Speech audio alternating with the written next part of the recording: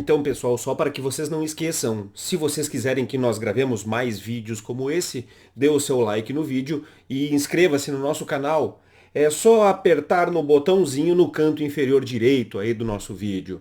Agora, vamos aos exercícios da Lei 10.098 de 1994. A primeira questão diz o seguinte: considere as afirmações a seguir tendo em vista as disposições da Lei Complementar 10.098 de 1994 do Estado do Rio Grande do Sul. A apuração do tempo de serviço será feita em semanas ou meses. Está errado.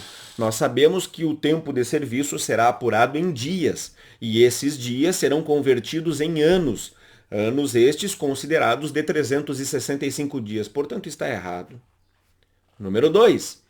É considerado de efetivo exercício o afastamento do serviço em virtude de participação em programas de treinamento regularmente instituídos correlacionados às atribuições do cargo, sem dúvida nenhuma. Treinamentos, cursos que disserem respeito ao cargo será sim considerado como de efetivo exercício. Computar-se-á parcialmente para efeito de aposentadoria ou disponibilidade o tempo de serviço ativo nas Forças Armadas e auxiliares prestado durante a paz. Está errada, sem dúvida nenhuma, porque parcialmente não, é integralmente, é totalmente, portanto está errado. Quais estão corretas? Sem dúvida nenhuma, exclusivamente número 2, eu tenho que marcar, portanto, letra B de Brasil. Questão seguinte. Considere as assertivas abaixo. É obrigatória a contagem cumulativa de tempo de serviço prestado concomitantemente em mais de um cargo ou função, em órgão ou entidade dos poderes da União, Estados, municípios e Distrito Federal. Ora, senhores, está errado. Por quê? Porque é justamente o oposto. É proibida a contagem cumulativa de tempo de serviço prestado concomitantemente em mais de um cargo público. Então, por exemplo, se o cidadão é servidor do Estado do Rio Grande do Sul e ao mesmo tempo é servidor da União Federal, por exemplo, esses períodos trabalhados para ambas as entidades não serão consideradas cumulativamente. Agora, se o servidor trabalhava para a União Federal, passou para o Estado do Rio Grande do Sul, aí sim ele poderá acumular aquele tempo de serviço trabalhado anteriormente. Repito, é proibida a contagem do tempo de serviço prestado concomitantemente em mais de um cargo. Portanto, está errada a assertiva número 1. Número 2. A apuração do tempo de serviço será feita em dias, que serão convertidos em anos. Bom, até aqui está certo. Considerados estes como de 365 dias, excetuados os anos bissextos, considerados de 366 dias. Está errado. Por quê? Porque não existe esta exceção aos anos bissextos. Está certo dizer que a apuração do tempo de serviço será feita em dias e que estes dias serão convertidos em anos de 365 dias, mas não há qualquer exceção aos anos bissextos, portanto a assertiva 2 está errada. Questão 3. Constitui tempo de serviço para todos os efeitos legais o anteriormente prestado ao Estado pelo servidor que tenha ingressado sob a forma de contratação, admissão, nomeação ou qualquer outra, desde que comprovado o vínculo regular. Está certo? É justamente o que diz o artigo 66, se eu não me engano, no seu parágrafo único da Lei Complementar 10.098 de 1994. Portanto, só temos a assertiva 3 como correta, portanto, resposta a ser marcada, não tenho dúvida nenhuma, letra C de Canadá. Próxima questão nos diz: nos termos da Lei Complementar Estadual 10.098 de 1994, computar-se-á integralmente e exclusivamente para efeito de aposentadoria e disponibilidade, exceto eu quero saber aquelas que serão computadas integralmente e exclusivamente para efeito de aposentadoria e disponibilidade. Eu não quero saber aquelas que são computadas como sendo de efetivo exercício. Não, exclusivamente aposentadoria e disponibilidade. Vamos lá! O tempo de serviço prestado pelo servidor em função ou cargo público federal, estadual, obviamente estou me referindo a outros estados, ou municipal, sem dúvida, é computado como de efetivo exercício para efeito de aposentadoria ou disponibilidade. Está lá no artigo 65. O tempo de serviço ativo nas Forças Armadas e Auxiliares prestados durante a paz, computando-se em dobro o tempo em operação de guerra na forma da lei. Também está lá no artigo 65 da Lei Complementar 10.098 de 94. Por mais que seja contraditório e controversa essa questão da computação do tempo em dobro, mas enfim, não vou entrar nessa discussão. O tempo correspondente ao desempenho de mandato eletivo federal, estadual ou municipal, anterior ao ingresso no serviço público estadual, sem dúvida, é considerado como tempo de serviço exclusivamente para efeitos de aposentadoria e disponibilidade. O tempo correspondente ao desempenho de mandato eletivo federal, estadual ou municipal após a posse como servidor público. Aqui, senhores, é considerado como tempo de efetivo exercício para todos os efeitos, sem dúvida nenhuma. Resposta que nós queremos, letra D, de Dinamarca. Letra E, apenas por descargo de consciência. O tempo de serviço prestado em atividade privada vinculada à Previdência Social é computada apenas para efeito de aposentadoria e disponibilidade. Também está lá no artigo 65 da Lei 10.098. Portanto, resposta que nós queremos, letra D de Dinamarca, de fato. A próxima questão nos diz: conforme disposto no Estatuto dos Servidores Públicos do Estado do Rio Grande do Sul, considerar-se-á de efetivo exercício os afastamentos em decorrência das seguintes licenças, exceto qual é a licença que não é considerada como de efetivo exercício? Gestante, adotante e paternidade é? Sim, sem dúvida nenhuma. Para tratamento da própria saúde? Sim, é considerado como de efetivo exercício. Por motivo de doença em pessoa da família, com ou sem remuneração. Resposta que nós queremos, letra C. Por quê? Porque a letra C, por motivo de doença em pessoa da família, com remuneração. Sem remuneração, não será considerado como de efetivo exercício. Licença prêmio por assiduidade também é considerada como de efetivo exercício. Para concorrer a mandato eletivo federal, estadual ou municipal, também é considerado como de efetivo exercício. E por fim, nós temos uma letra F aqui, para desempenho de mandato classista, exceto para efeito de promoção por merecimento. Também é considerado como de efetivo exercício.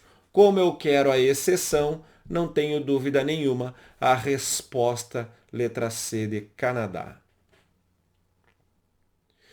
Não se computará integralmente para efeito de aposentadoria e disponibilidade o tempo de serviço prestado pelo servidor em função ou cargo público federal, estadual ou municipal.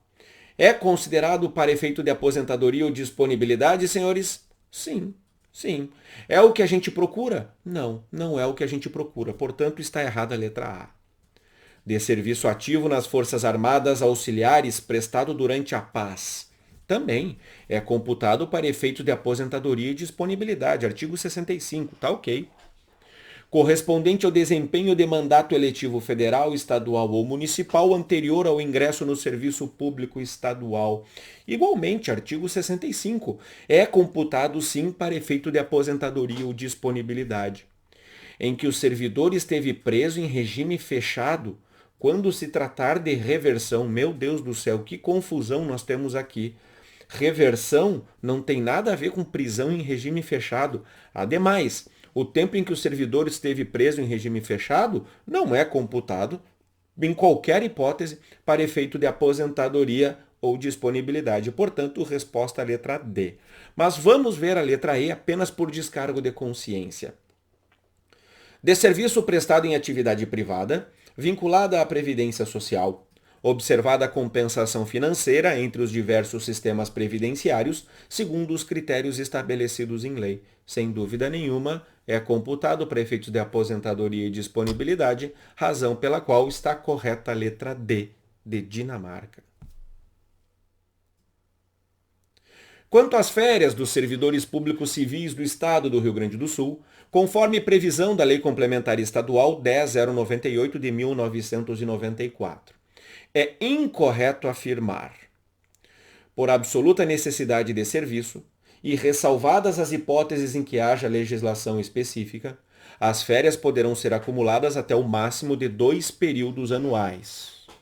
Sem dúvida, há a possibilidade de acumulação até o máximo de 2 períodos anuais. Não tenho que tirar nem pôr, portanto está correta a letra A. Está disposto lá nos artigos 67 até o 77 da Lei 10.098. Letra B. O pagamento de remuneração de férias será efetuado antecipadamente ao servidor que o requerer, juntamente com o acréscimo constitucional de 1/3 antes do início do referido período. Senhores, olha só.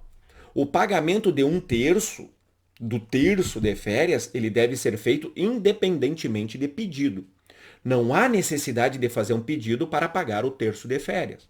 Porém, para que seja pago antecipadamente, aí sim deve ser feito o requerimento, razão pela qual está correta a assertiva a letra B, não é aquela a ser marcada. Letra C. Durante as férias, o servidor terá direito a todas as vantagens inerentes ao cargo, como se estivesse em exercício. Ora, senhores, é claro, férias anuais remuneradas, é o nome disso, está lá na Constituição, artigo 7º da Constituição, artigo 7º, inciso 17, se eu não me engano. Pois bem, está correto, não tenho que tirar nem pôr, não é a assertiva a ser marcada. O servidor readaptado, relotado, removido ou reconduzido, quando em gozo de férias, é obrigado em qualquer hipótese a apresentar-se antes de concluí-las. Não, muito pelo contrário, ele apenas deverá se apresentar após terminado o período de férias, razão pela qual resposta a ser marcada a letra D de Dinamarca mais uma vez. A letra E, apenas por descargo de consciência, perderá o direito às férias o servidor que no ano antecedente àquele em que deveria gozá-las, tiver mais de 30 dias de faltas não justificadas ao serviço. Está correto, sem dúvida nenhuma, a letra E. Portanto, a resposta que nós queremos marcar, mais uma vez, letra D de Dinamarca. Com relação às férias dos servidores públicos do Estado do Rio Grande do Sul, é incorreto dizer que, para o primeiro período aquisitivo de férias, serão exigidos 12 meses de exercício. Ora, senhor, está certo isso.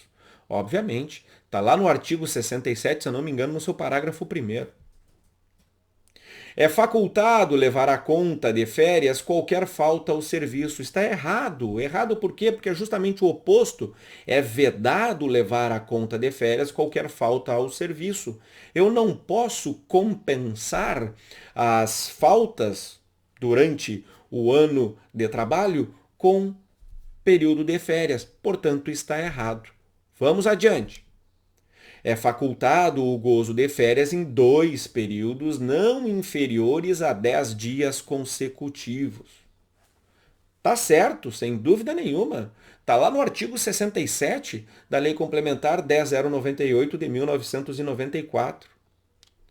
Durante as férias, o servidor terá direito a todas as vantagens inerentes ao cargo, como se estivesse em exercício. Mais uma vez, estamos falando de férias anuais remuneradas e que são computadas como tempo de serviço para todos os efeitos. Portanto, está correto. Em situações excepcionais, as férias poderão ser interrompidas, sem dúvida nenhuma. Situações de calamidade pública, situações de comoção interna, imperiosa necessidade do serviço. Portanto, a única assertiva equivocada a ser marcada é a letra B, de Brasil. A próxima questão diz: as férias dos servidores públicos do Rio Grande do Sul poderão ser interrompidas em situações descritas pela Lei Complementar 10.098 de 1994, dentre as quais não se inclui motivos de calamidade pública ou comoção interna? Sim. Convocação para serviço militar ou eleitoral? Também. Convocação para júri? Sim. Superior interesse público? Também. Está lá colocado. Ordem expressa de seu superior hierárquico imediato. Ora, senhores, uma simples ordem expressa do superior hierárquico determinando a interrupção das férias? Não. Portanto, resposta que nós queremos, letra E, de Espanha. Assinale a assertiva que melhor completa a frase abaixo. O servidor que tiver gozado mais de 30 dias de licença, pontinhos, ou pontinhos, somente após um ano de efetivo exercício, contado da data da apresentação, fará jus a férias. Letra A. Licença para tratar de doença em pessoa da família e prêmio? Não. Para o exercício de mandato classista e para o exercício de mandato eletivo? Também não.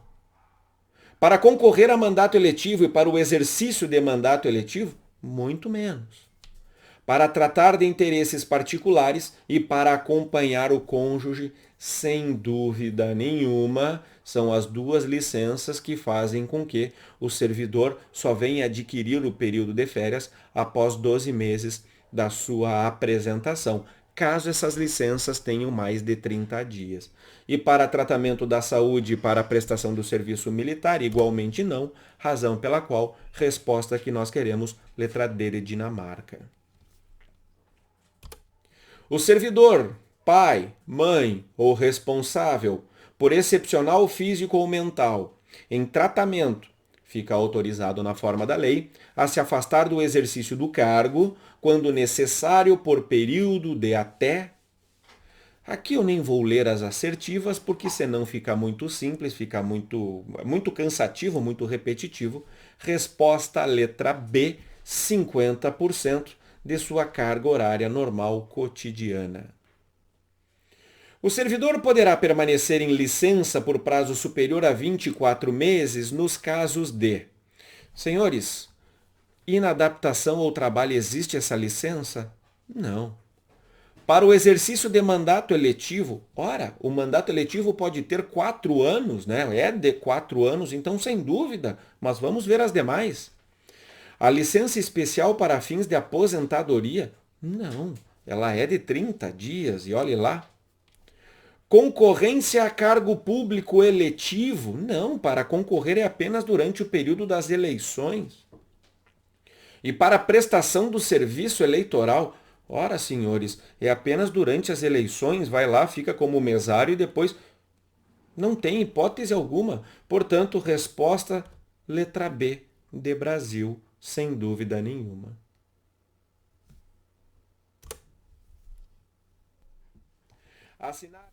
Assinale a assertiva incorreta de acordo com o estabelecido na Lei 10.098 de 1994. O servidor público eleito deputado ficará afastado do cargo a partir da posse. Tá certo. Assim que ele tomar posse, ele é automaticamente afastado do cargo público em que lotado, em que investido. Muito bem. Vejam bem, senhores, ele não perde o cargo público, ele apenas fica afastado. Assim que terminar o seu mandato eletivo, ele poderá voltar ao cargo público normalmente. O servidor que por um quinquênio ininterrupto não se houver afastado de suas funções, terá direito à concessão automática de 6 meses de licença-prêmio por assiduidade. Não, né? São 3 meses de licença-prêmio, não 6 meses. Está errado. Com todas as vantagens do cargo, como se nele estivesse em exercício. Está errado, né? Não tenho dúvidas de que é a letra B, a assertiva a ser marcada, mas eu vou ver as demais. Letra C. A licença para acompanhar o cônjuge deve ser renovada a cada 2 anos. Sem dúvida nenhuma, a licença para acompanhar o cônjuge que tenha sido eleito deputado federal, deputada federal, senadora, que tenha que residir em outra localidade em função disso, ou que tenha sido removida, que tenha pedido remoção para uma outra localidade, essa licença ela não será por período indeterminado, ela terá o prazo de 2 anos. Mas ela poderá ser renovada reiteradamente. A licença para prestar assistência a cônjuge enfermo, entre outros familiares mencionados em lei, Provando ser esta assistência indispensável e não podendo ser prestada simultaneamente com o exercício do cargo, será concedida com a remuneração total até os primeiros 90 dias. Tá certo, senhores, sem dúvida nenhuma. Qual é a regra? A regra é ser escalonado. Por 90 dias, remuneração integral. De 90 dias a 180, a remuneração reduz para 2/3. De 180 para 270 para 1/3 e assim sucessivamente. Equipara-se a acidente em serviço o dano sofrido no percurso da residência do servidor para o trabalho e vice-versa. Sim, para efeitos de licença por acidente em serviço, aquela que se dá com o custeio integral de todo o tratamento por parte do Estado. Está correto, sem dúvida nenhuma. A única assertiva errada, portanto, letra B de Brasil, é a assertiva a ser marcada. O servidor acidentado em serviço será licenciado até seu total restabelecimento com remuneração. Eu nem vou ler todas as assertivas, eu vou dizer apenas letra A, remuneração integral.